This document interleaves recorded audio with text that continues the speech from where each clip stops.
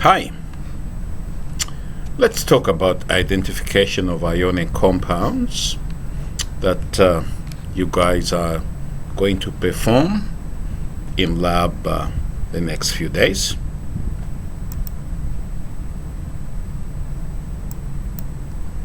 See if I can get the... Alright, one thing I need more, get the pen, pointer options, pen, alright. Get to the first slide. Here we go. Ionic compounds. Now, one thing you know about ionic compounds is that in this case, you have actually individual cations and anions kind of hooked up in the crystal structure, with the cation surrounding the anions or vice versa.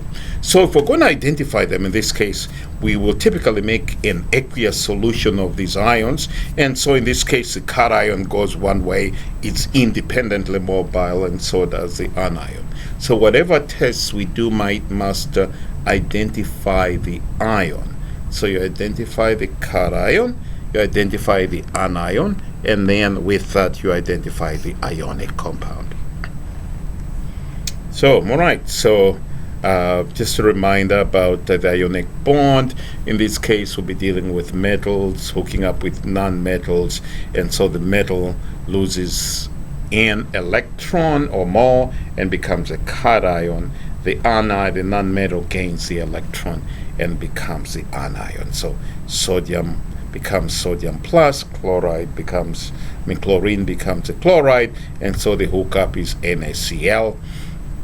And if we consider polyatomic ions, then certainly you must also think about how to write the ionic compound. For example, it had magnesium, Mg2 plus OH minus, the polyatomic anion OH minus. Then you need two of these in order to hook up or neutralize the Mg2 plus.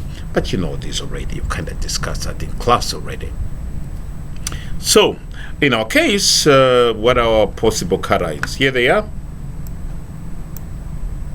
Our possible cations hooking up with our possible anions are these. And since this is a 2-hour lab, we'll exclude PO43 minus, the phosphate ion, just to make sure then that we have enough time to perform the laboratory exercise. And so this one is out.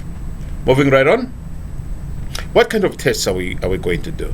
Well, they can be chemical in nature, meaning that you react either the cation or the anion and you form something else. And I will also perform a physical test, meaning that in that case we don't change the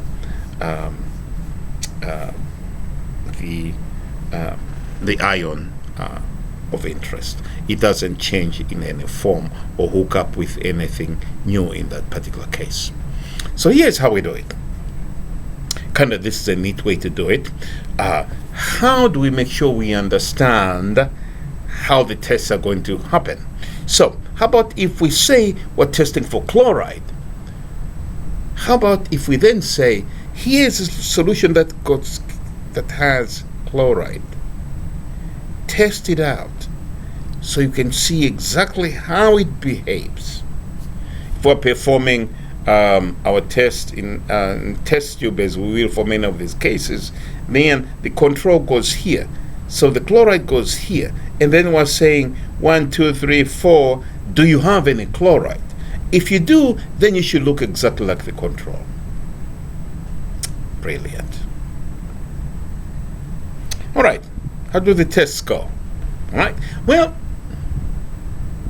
we'll give you a solid compound, and you'll make an aqueous solution of it. Suppose it's NaCl. Then after dissolving it, we'll call it NaCl.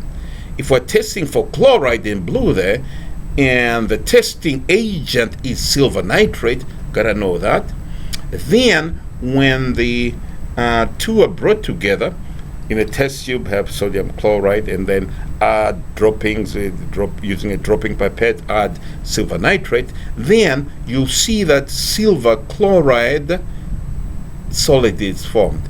It's a white precipitate. You see this in the control, and you're looking for that same behavior in the unknowns. If you get the same behavior, then we know the unknowns have chloride. Carbonate or bicarbonate? Well, let's start with the carbonate. If the solution is carbonate, then if we add an acid represented by H+, in our case we'll be adding HCl. What you see is a formation of carbonic acid and inherent breakdown into carbon dioxide gas. So you'll see as you add the acid some bubbles forming. If the bubbles are forming, then it's CO2 in this case. It turns out that the bicarbonate ion, that one there, reacts in the same way. So our tests won't be able to distinguish whether the anion is carbonate or bicarbonate. Bubble formation upon adding of HCl indicates carbonate or bicarbonate. This test, I love this test, but it takes long, so we're going to leave it out. Just because our labs in Chem 1500 in the fall are 2 hours and the rest of the time are 3 hours, so we have to leave certain things out. How about the sulfate ion test? Well, if we're testing for sulfate, if it is sulfate and we get sulfate and it's part 9 aqueous solution, then if we add barium 2 plus, that's in group 2, it forms again a white precipitate. So again, here we'll test first in the control, and then in this case we'll be testing for sulfate. We won't be able to confuse this white in color with that white in color because we're testing for different things in this exercise, in the 2 separate experiments. Ferric ion test, I love that one. Here is Fe, that Fe3 plus, that's what we call ferric as opposed to ferrous. Thiocyanate is SCN minus. It's probably an ion that you haven't met, but thou shalt know it from now onwards. It forms a blood red compound. So once you test for it, the control and one of them will come out blood red. Trust you know what blood looks like. Moving right on. Sodium ion test is very similar to potassium ion test. There are 2 versions here, and I'll ask you to actually do only one of them. Sodium ion test, if you take a solution of sodium and dip a nichrome wire in it and put it in a Bunsen burner flame, it turns out to be yellow. But it turns out that it's very transient. I'm yellow and I'm gone. It's like, I didn't quite observe that. If you do the same with a nichrome wire, put it in a solution containing potassium, it's sort of purple. But these are hard to distinguish just because of the transitory nature of the signal, the yellow and the purple. And it turns out that whatever compounds you get, there'll still be a little sodium in it, so this one might not be all purple, there might be a yellow in it, so it becomes complicated. Aha! How about if we use a flame photometer? So we get away from relying on color to using an instrument that actually gives us the measurements in numbers. It does better than our eyes. This is a flame photometer. Flame, there is a flame that goes, that burns down here, way back here. Somewhere in there, there's a flame. You can actually see it, you can observe through the window there. Flame. Looks like typical Bunsen burner flame. If we aspirate water, distilled water, it goes in there. We can make these numbers, change these numbers to 0. There is no potassium, there is no sodium. Now, this one on the left-hand side is your sodium signal. This one on the right, no. This one is confusing, left and right. Left is potassium, right is sodium. So if we calibrate or establish the 0 with distilled water, then we can just bring in our sample, bring in our standard that we know has what? Has sodium. If we bring in our sample, it's aspirated through here. This number will go up, maybe 100, maybe 200, or something like that. Aha! This one might go up slightly, maybe to 5. There are always some impurities, maybe to 2 or something like that.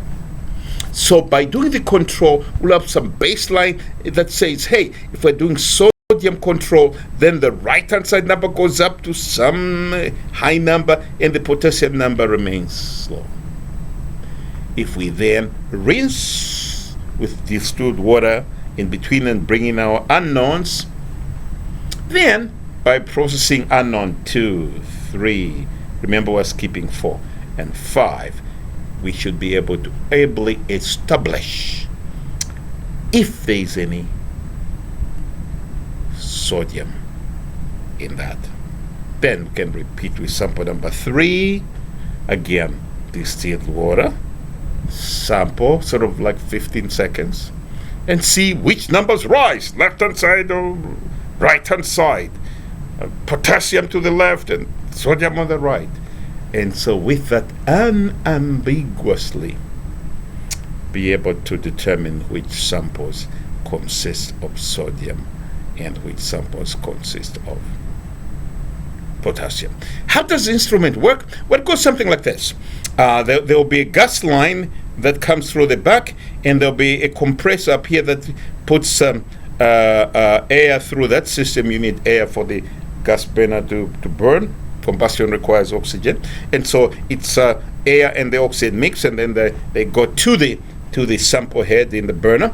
But also the sample is actually, this is a vital part of the instrument. It removes most of the sample and puts a fine, very fine mist into the flame, so it burns kind of continuously and evenly. And then the electronics are designed to measure the colors or the wavelengths, one for sodium and an appropriate one for potassium. And so that's where these numbers, left-hand side and right-hand side, come from. So, details, start with water. So 2 of you will come from the lab, maybe from room number 57B. The 2 of you will come. There'll be samples right where you can find them. First of all, you bring water, 15 seconds. Okay, you leave the water there. You go take the sodium sample, the known sodium sample, aspirate it, see what it says. Okay, the right-hand number should go up, the left-hand number just a little bit, maybe. So you know what the standard looks like. You aspirate water again. As you go pick up sample number 2, you return the sodium because you won't be needing it anymore. Okay, and pick up number 2, aspirate it in for 15 seconds, see what happens to the right-hand side number, since this is sodium. Put distilled water through again and continue until you process all the samples.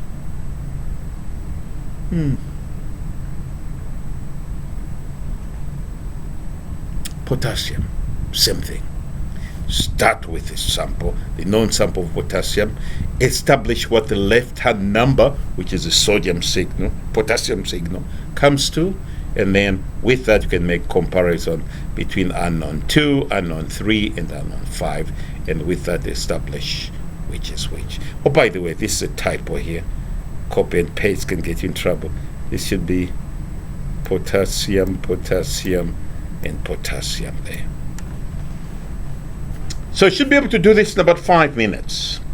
The instruments are housed in Clippinger 65. 65A is in my office, but the sort of the other corridor, next to 66B, you'll come through that door and make these measurements, right? And then you'll go back to your TA and let them know that you're done. Then the TA will send in another group from 57B, and so on until all the students are done. We have enough instruments to house 6 pairs of students at any given time. All right, so those are your flame photometers and how they work. Have a great day.